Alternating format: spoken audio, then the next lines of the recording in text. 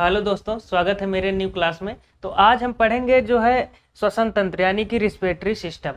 भाई श्वसन क्या है, ठीक है, उसके बारे में पढ़ेंगे। रिस्पिरेटरी सिस्टम यानी कि सिस्टम लगा है, तो सिस्टम का मतलब है बहुत सारे अंगों के बारे में हमें जानकारी लेनी होगी, पढ़ना होगा, ठीक है।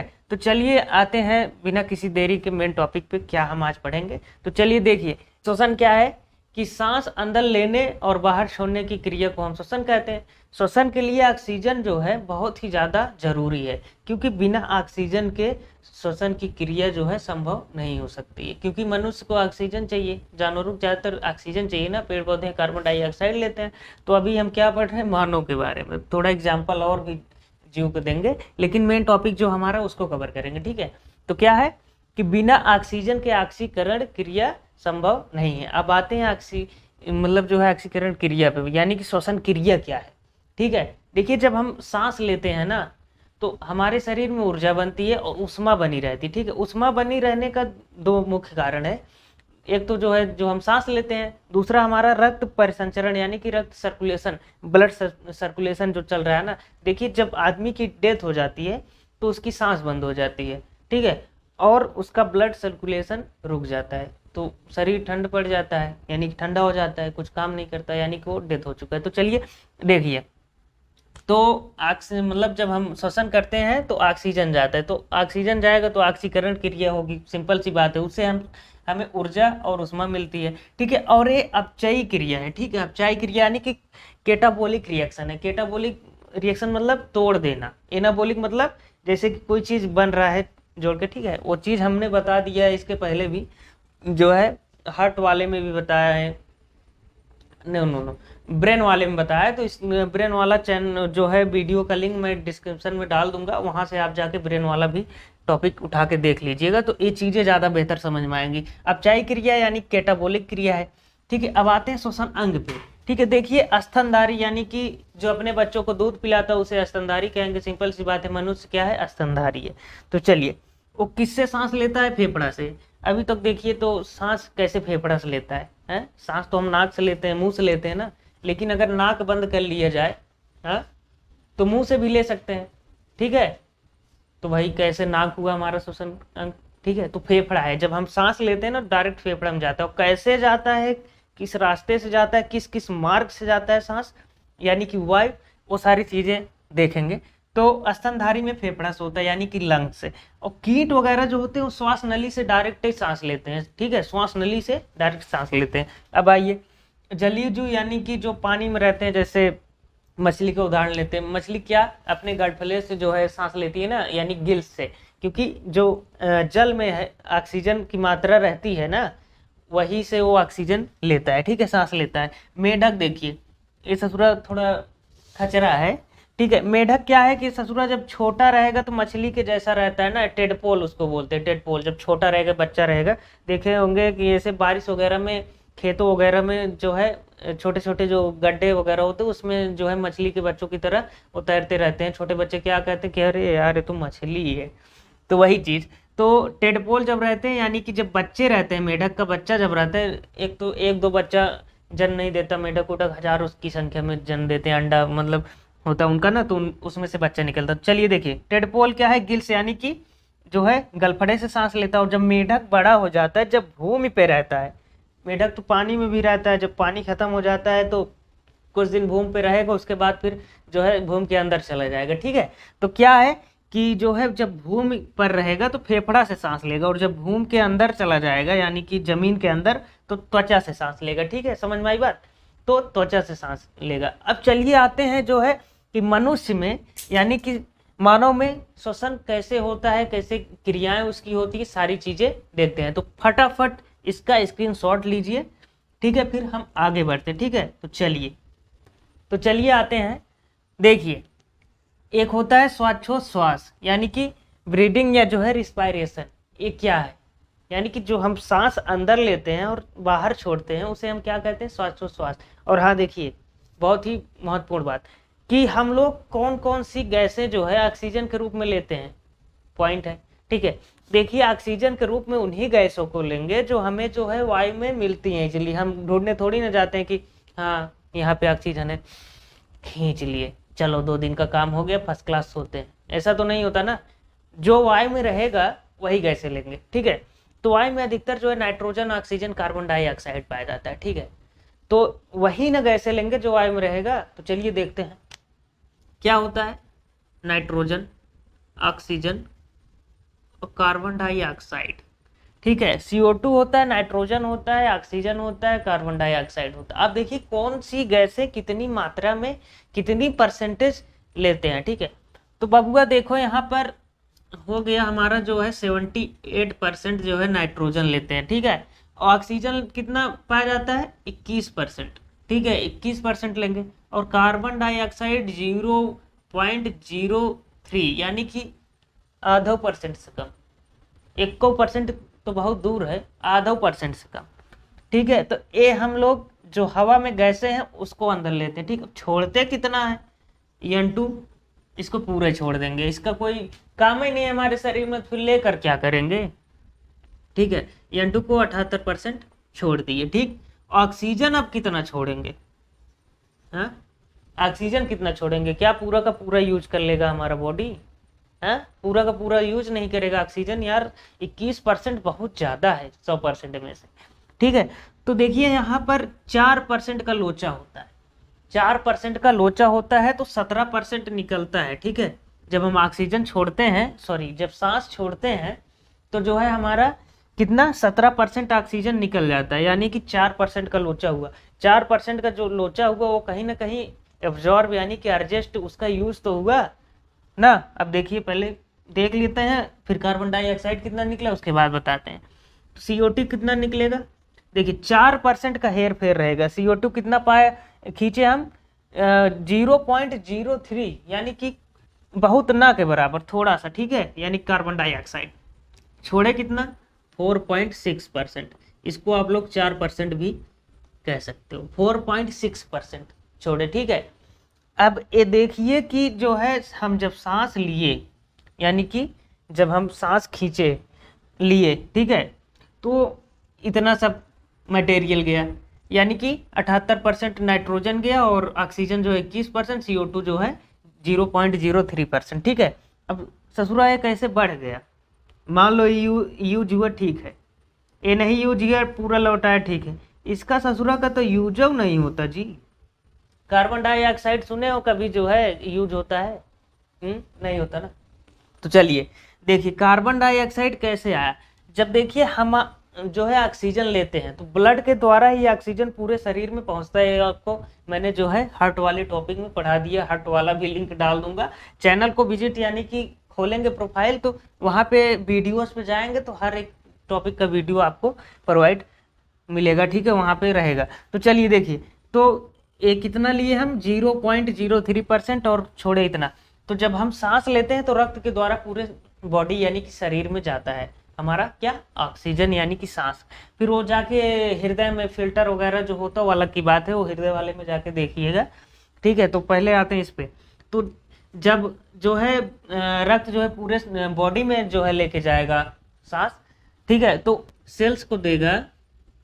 तो सेल्स किसको देगा? माइटोकॉन्ड्रिया को। माइटोकॉन्ड्रिया बताया ना कि श्वसन करता है तो उसमें एक क्रेब्स चक्र चलता है, फिर 38 ATP, फिर ग्लूकोज, फिर ऊर्जा बनती है, ठीक है। तो सांस लेते हैं ऊर्जा कैसे बनती है, मैंने बताया ना इसके पहले कि ऊर्जा और ऊष्मा बनी रहती, तो वही चीज़ है।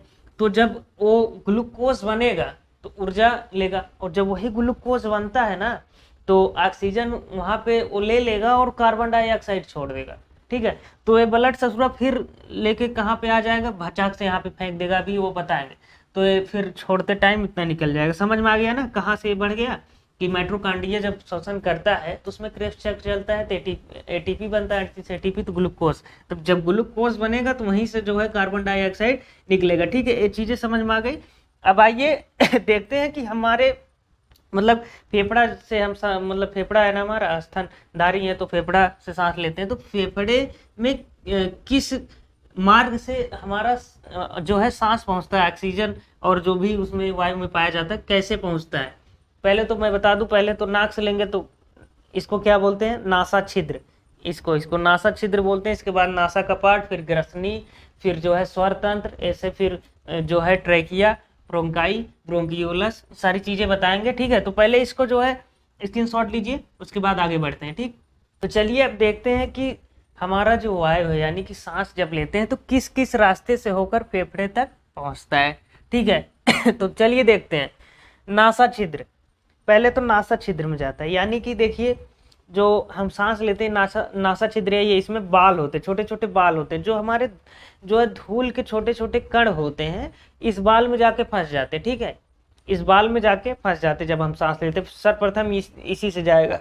ठीक है, मुंह से लें तो फिर डायरेक्ट ही जाएगा, तो उसमें कोई दिक्कत नहीं, लेकिन जो लेते हैं जो होता है उस पर ध्यान देते हैं। ठीक है, तो क्या है कि जब हम सांस लेते हैं तो कहाँ पे जाएगा? नासा छिद्र में। नासा छिद्र में छोटे छोटे बाल होते हैं जो कि जो है धूल के छोटे छोटे कणों को रोकते हैं। ठीक है, और जो कण नासा छिद्र के बालों में नहीं फंसता है, आगे चला जाता है, तो वही नासा कपाट में जो है एक चिपचिपा पदार्थ पाया जाता है जिसे म्यूकस कहते हैं। देखिए जो है ये चिपचिपा पदार्थ वो नहीं कि जब आपको सर्दी या जुकाम हुआ रहता है तभी आता है, वो तो अलग टाइप का हो गया। ठीक है, देखिए जब उंगली डाल के क्या होता है ना कि गर्मी के मौसम में ज़्यादातर देखने को मिलता है, ठंडी के मौसम में तो इसे जुकाम रेले रहता है, भीगा भीगा सा रहता है, कुछ नहीं पता चलता है, फिर भी होता है। तो गर्मी के मौसम में क्या होता है ना कि जो है वो म्यूकस जो है, जो उसमें छोटे छोटे धूल के कण वगैरह, मिट्टी वगैरह चले जाते हैं ना, तो देखिए हल्का काला काला हो जाता है, तो उसको लोग जो है उंगली डाल के निकालते हैं। ठीक है, तो वही चीज़ है। तो म्यूकस जो है क्या करता है, जो नासा छिद्र है जो कणों को नहीं रोक पाता है उसका बाल, वो आगे जाके जो है म्यूकस यानी कि नासा कपाट में पाया जाता है म्यूकस, वो छोटे छोटे कणों को चिपक लेता है। ठीक है, अब देखिए उसके बाद पहुंचता कहाँ पे है? ग्रसनी में। ठीक है, ग्रसनी में देखिए भोजन और वायु दोनों जाता है। ग्रसनी अंदर होता है, यही मुंह खोलेंगे ना जहाँ से मुड़ा है वहाँ ग्रसनी होती है। जीभ के बाद देखिए ना ऐसा लटका रहता है ससुरा, वहां से लटका रहता है फिर नीचे जाता है ना, तो वही चीज ग्रसनी है। ठीक है, ग्रसनी में भोजन और वायु दोनों जाता है। उसके बाद देखिए फिर आते हैं स्वरतंत्र यानी कि लैरिंग्स। लैरिंग्स उसके बाद लैरिंग्स जाता है फिर ट्रैकिया में। ट्रैकिया यानी कि श्वास नली।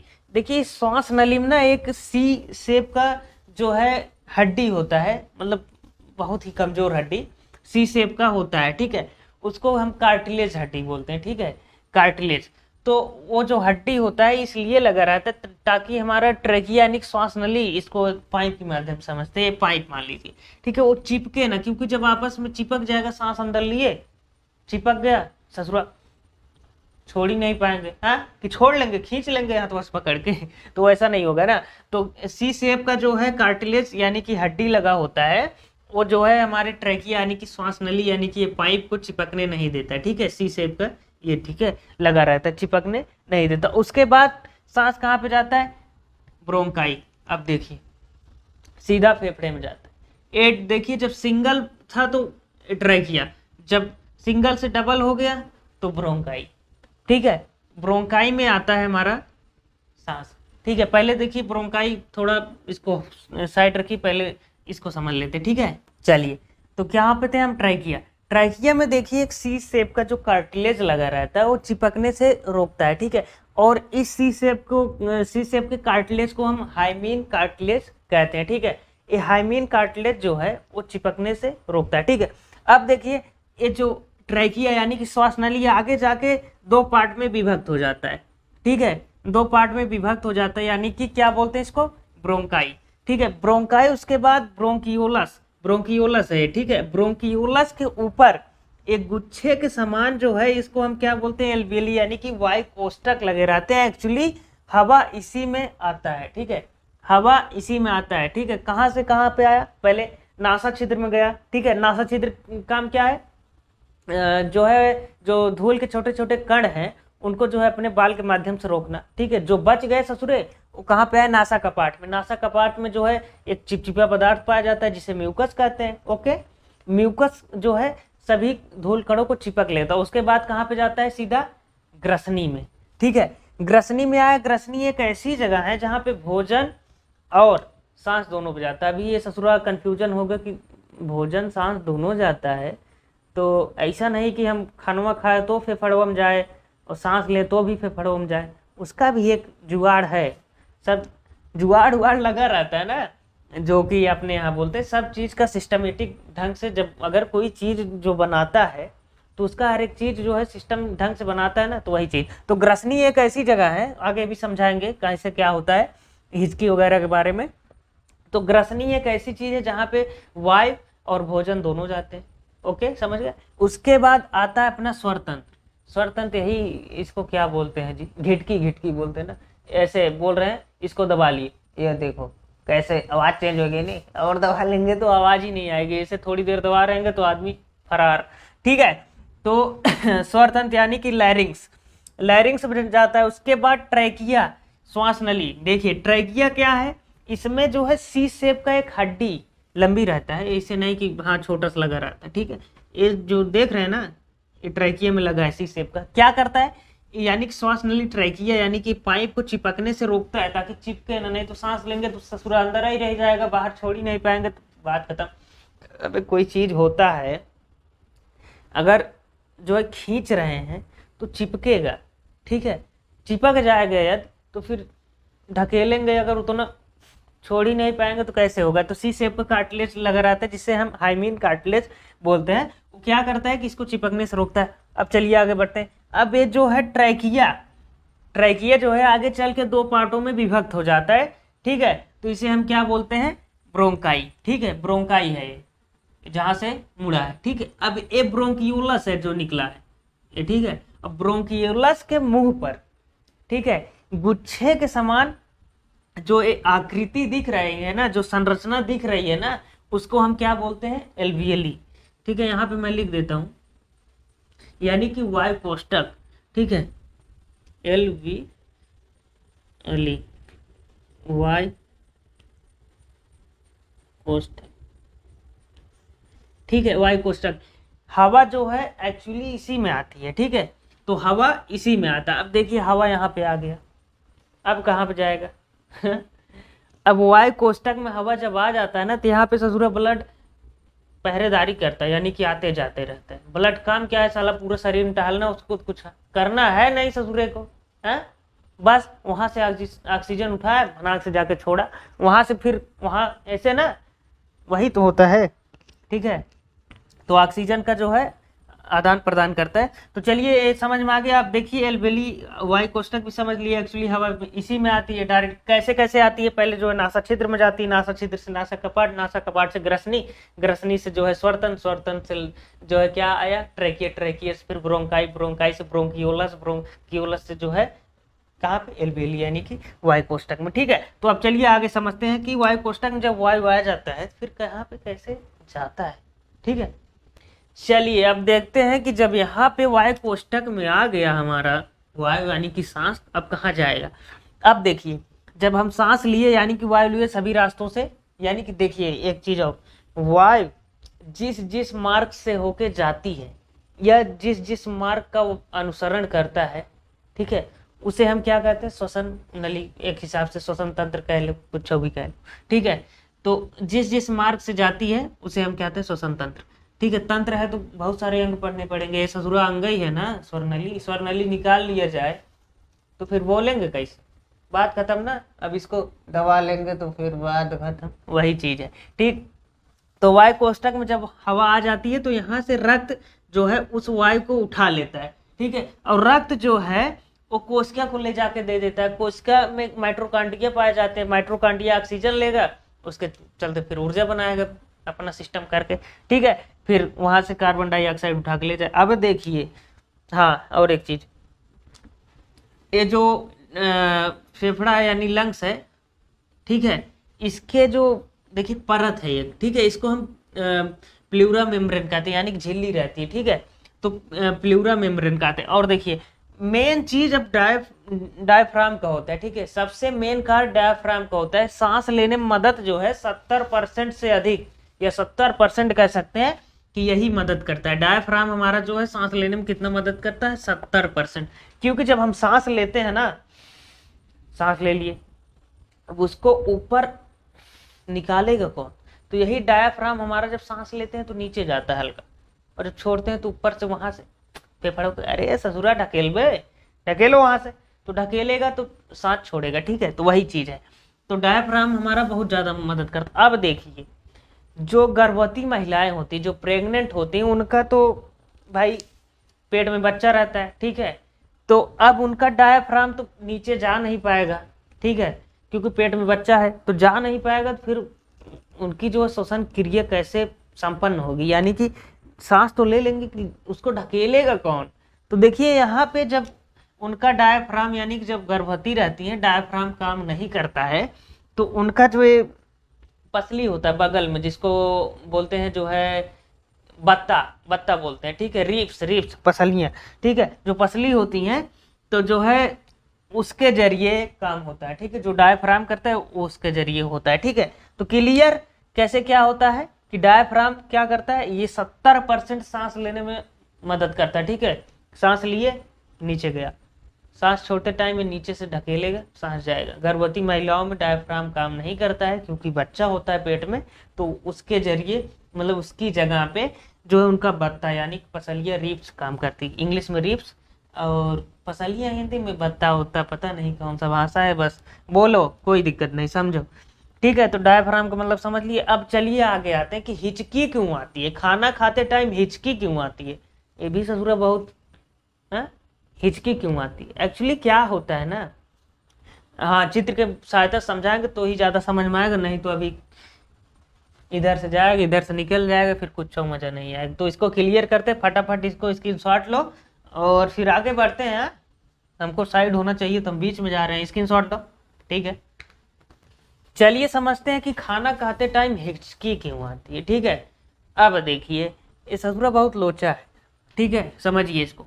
ये देखिए एपिग्लोटिक्स लगा रहता है, ससुरा सारा काम इसी का है, ठीक है, इसी का है। और पहले देख लेते हैं एपिग्लोटिक्स क्या है, और फिर एपिग्लोटिक्स को कंट्रोल कौन करता है, वो चीज़ें पहले समझ लेते हैं, उसके बाद समझते हैं, ठीक है। देखिए, एपिग्लोटिक्स को कंट्रोल करता है ब्रेन, ठीक है, ब्रेन कंट्रोल करता है। और देखिए, जब हम खाना खाते हैं ना, तो एपिग्लोटिक्स यानी कि ब्रेन हमारा समझ जाता है ना, अरे खाना खाएंगे, भूख लगेगी तो पहले दिमाग में ही आएगा ना, तो दिमाग कहेगा ओए एपिग्लोटिक्स तुम तैयार हो जाओ, खाना खा रहा है। तो जब खाना खाते हैं ना, तो ये ससुरा एपिग्लोटिक्स घूम कर एयर वाला जो फेफड़े में जाता है, ठीक है, जो फेफड़े में जाता है, बाएं साइड हमारा भोजन जाता है, ठीक है, दाएं साइड हमारा वायु जाता है, ठीक है। तो जो इसको बंद कर देगा, एपिग्लोटिक्स इधर घूम जाएगा, ठीक है, किधर, एयर की तरफ घूम जाएगा और फूड वाला खोल देगा, ठीक है।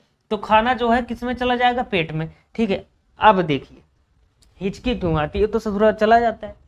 हिचकी इसलिए आती बबुआ कि जब जो है दिमाग, मान लीजिए खाना खाते टाइम, कहते हैं ना दादा बाबा लोग कि जो है खाना खाते टाइम बात नहीं करना चाहिए, ठीक है, क्योंकि अगर बात करेंगे तो दिमागवा साला उसी में मगन रहेगा। एपिग्लोटिक्स को ससुरा ऑर्डर ही नहीं देगा, एपिग्लोटिक्स इतना बुद्धिमान है नहीं, अभी खाना खा रहे हैं, दिमाग ऑर्डर ही नहीं दिए, खाना जा रहा है, ये ससुरा सोचा हवा आ रहा है, घूम गया खाना वाले में और खाना चला गया किस में, हवा वाले में। तो जैसे देखेगा अरे ससुरा ये तो खाना आ रहा है हवा वाले में, तो क्या करेगा, फेफड़ा कहेगा मार सारे को, हटाओ यहाँ से। तो वही आता है ना हिचकी, फिर थोड़ी देर बाद ऐसे ऐसे आता है इसकी। तो वही चीज है, जब या तो किसी की यादों में खोए रहे, हाँ कल जाना हमको ऐसे ऐसे घूमने जाना है, ऐसा करेंगे वैसा करेंगे, दोस्तों के साथ चिल पार्टी वगैरह वगैरह, खोए हैं, खा रहे हैं, दिमाग उधर एकदम बिजी है, घूम रहा है। एपिग्लोटिस कहेगा ए बबुआ कहाँ पे खोया है बे, हमको बताएगा क्या आ रहा है। तो चला जाता है कहाँ पे, फेफड़े वाले में, यानी कि जहाँ पे वायु जाता है भोजन, तो वहां से धकेलता है, तो हिचकी आती है। और हाँ, लोग कहते हैं कि जब हिचकी आती है कोई याद कर रहा है, एक्चुअली क्या होता है कि हम याद कर रहे हैं, दिमाग हमारा बिजी है, तब ना हिचकी आ रहा है। हाँ, एपिग्लोटिक्स जब उसको समझ नहीं आएगा कि हवा आ रहा है कि खाना आ रहा है, वो इधर अंड बंड घूम जाएगा, गलत साइड घूम जाएगा, तो फिर गड़बड़ा जाएगा ना। तो वही चीज है।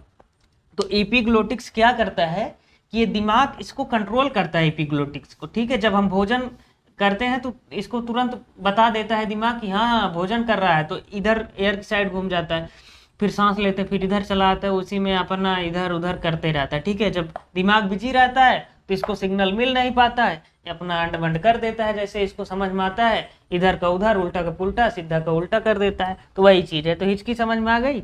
एक्चुअली जब हिचकी आती है तो कोई याद वो नहीं करता, सब कहने का वो है, मानते हैं ना कि आज वहाँ पे मत जाओ, ये है वो है, तो सारी चीज़ें वैसे अफवाहें हैं। तो क्या है, समझ में आ गया हिचकी। अब मत कहिएगा कोई याद कर रहा था, ठीक है, तुम याद कर रहे थे, तुम्हारा दिमाग बिजी था कहीं पे, ठीक है।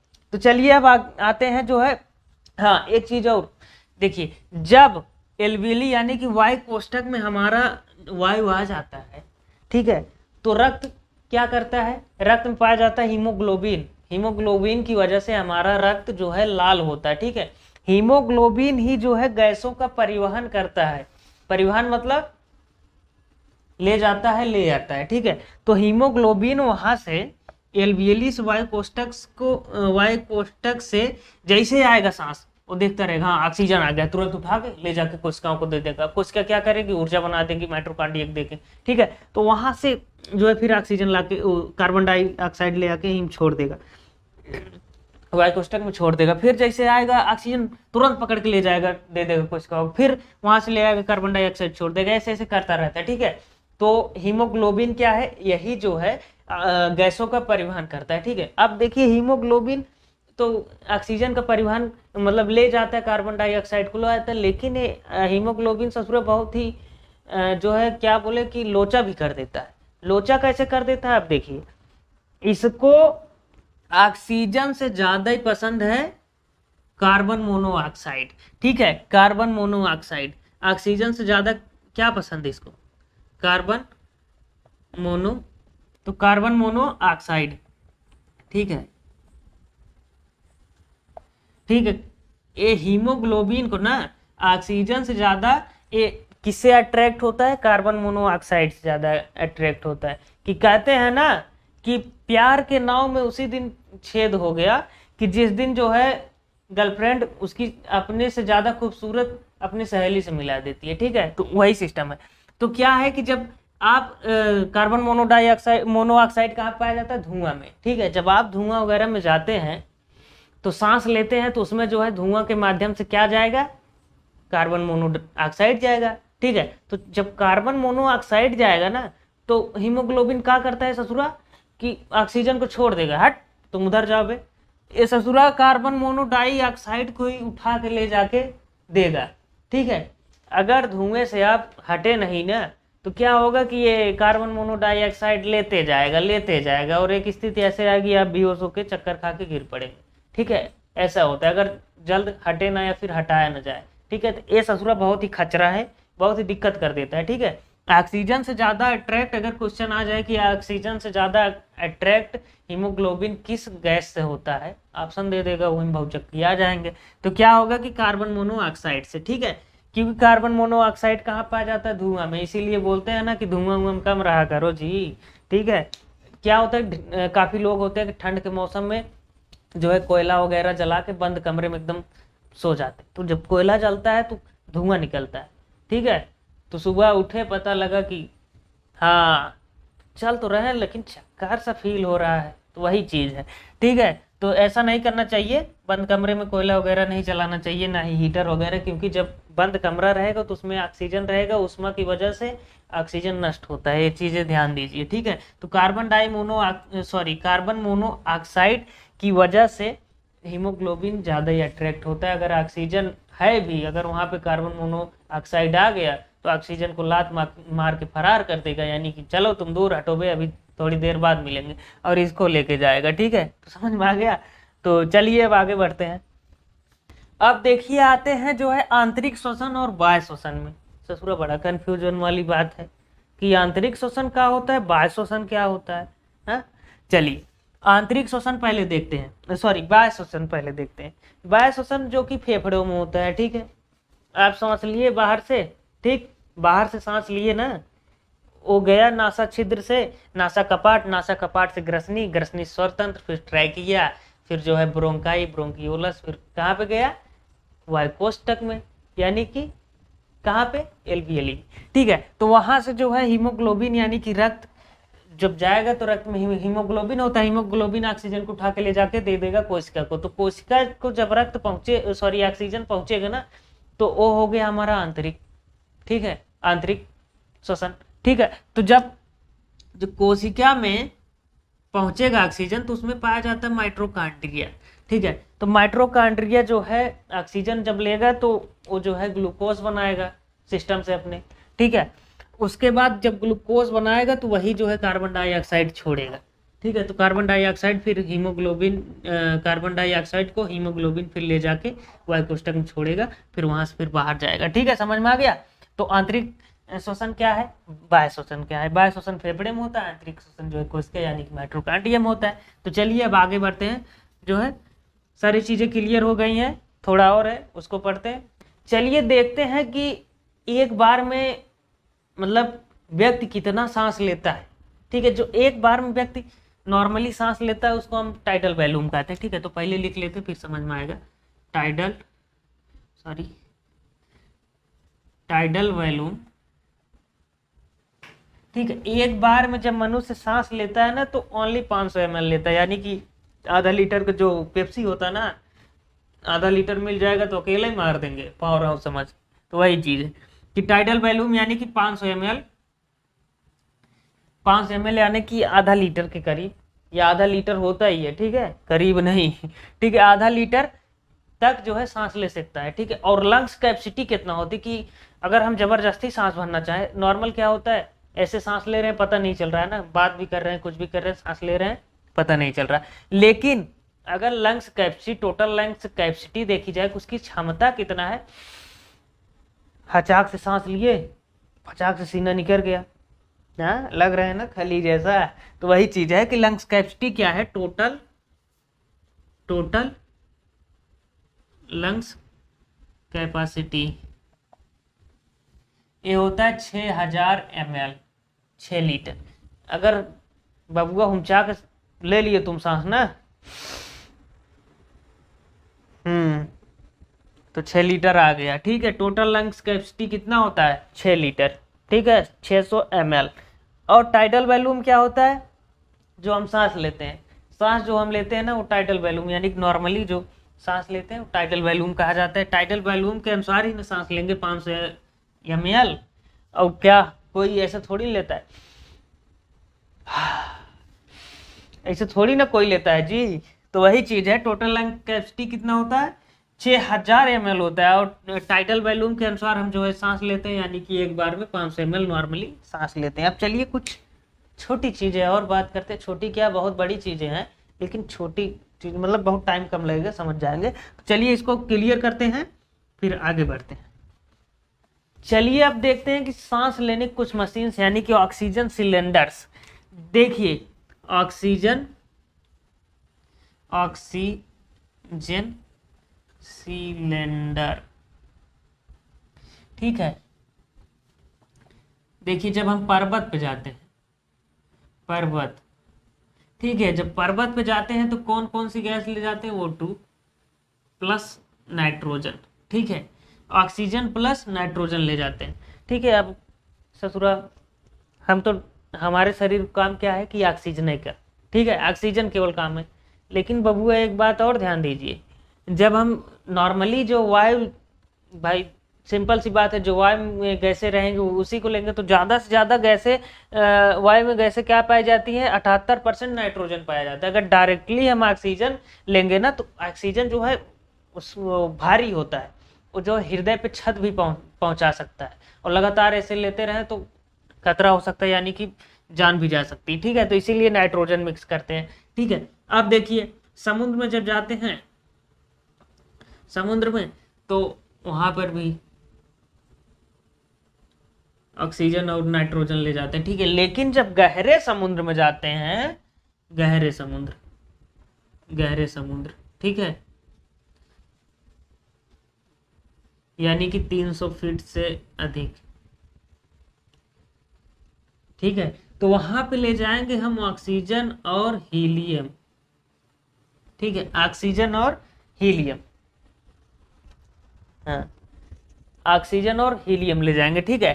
तो ऑक्सीजन सिलेंडर्स जो होते हैं, जब हम पर्वत पे यानी कि ऊंचाइयों पे जाते हैं तो ऑक्सीजन ऊंचाई, बहुत ज़्यादा ऊंचाई पे जो है ऑक्सीजन की मात्रा धीरे धीरे कम होती जाती है। ठीक है, जैसे जैसे ऊंचे जाएंगे ऑक्सीजन की मात्रा कम होती जाती है। जब पर्वत वगैरह पे जाते हैं तो ऑक्सीजन और नाइट्रोजन के सिलेंडर ले जाते हैं। समुद्र में जब जाते हैं नॉर्मली जैसे तो वहाँ पे जो है ऑक्सीजन और नाइट्रोजन ही ले जाएंगे, और गहरे समुद्र में जाएंगे तो ऑक्सीजन के साथ हीलियम ले जाना पड़ेगा। ठीक है बाबू, तो ये 300 फीट से ज़्यादा। अब आइए कुछ और एक दो चीज़ें आपको समझाते हैं, उसके बाद फिर क्लास ख़त्म।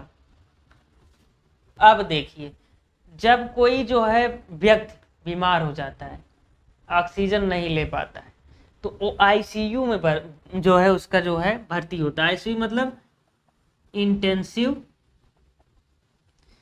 Care unit.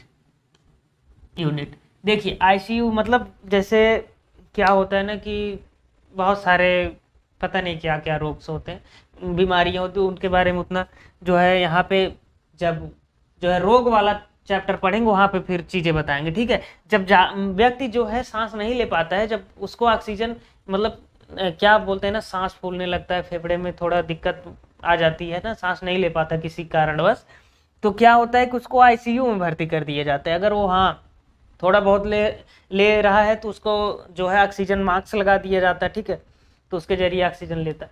अगर उसका फेफड़ा काम ही नहीं कर रहा है, मतलब वो सांस ही नहीं ले रहा है, तो जो है यहाँ से नाक द्वारा एक नली जाता है सीधा फेफड़े में। ठीक है, तो वहाँ पे मशीन की वजह से पंप किया जाता है। ठीक है, ऑक्सीजन। तो आईसीयू जो है ये देखिए वेंटिलेटर, ये सीरियस कंडीशन एकदम, वेंटिलेटर यानी सीरियस कंडीशन, आईसीयू इसी के लिए है ही। ठीक है, जब ऑक्सीजन नहीं ले पाता है कोई, मतलब सांस नहीं ले पाता है, उसका फेफड़े में कोई भी दिक्कत आ गया, मान लीजिए किसी कारणवश सांस नहीं ले पाता है, तो उसमें भर्ती होता है। तो कुछ दिन में जाते जाते सही हो जाता है, अगर सही होने लायक रहेगा, नहीं तो फिर एक्सपायर। ठीक है, तो वही चीज़ है। तो आईसीयू सुने होंगे ना, आईसीयू में भर्ती हैं। आईसीयू कोई होगा हॉस्पिटल, हाँ कई लोगों को नॉलेज नहीं रहता ना कि हाँ आईसीयू कोई ऐसा हॉस्पिटल होगा, तो एक्चुअली इसी के लिए होता है। ठीक है, तो क्या होता है कि आईसीयू में जब इसको क्या, इसका पूरा फुल नाम क्या है, इंटेंसिव केयर यूनिट। ठीक है, आईसीयू। तो इसमें क्या होता है कि जब व्यक्ति सांस नहीं ले पाता किसी कारणवश, उसका फेफड़े में कोई डैमेज आ गया है या कैसे भी कोई बीमारी है, सांस फूलने लगता है, तो उसको जो है ऑक्सीजन मास्क पहना दिया जाता है, अगर वो खींच ले रहा है तो। नहीं तो फिर जो है सांस नली यानी कि इस नाक से माध्यम से पाइप डाल दिया जाता है फेफड़े में। ठीक है, तो चीज़ें समझ में आ गई। वेंटिलेटर उसको कहते हैं बहुत सीरियस कंडीशन। ठीक है, उसमें बहुत ही ज़्यादा सीरियस, अब क्या ही बोले। तो ठीक है, तो ये चीज़ें समझ में आई श्वसन तंत्र। अब चलिए जो है वीडियो बस इतना ही, लेक्चर इतना ही। ठीक है, मिलते हैं नेक्स्ट क्लास में किसी और सिस्टम पे। आप लोग कमेंट करिए कि कौन से सिस्टम, कौन से तंत्र पे वीडियो चाहिए, एंड फिजिक्स केमिस्ट्री में भी आप जो है बताइए। ठीक है, कि क्या चीज़ें इम्पॉर्टेंट है, आप पढ़ रहे हैं समझ नहीं आ रहा है, वो चीज़ें हम प्रोवाइड करेंगे। ठीक है, तो चलिए आज के लिए इतना ही, धन्यवाद।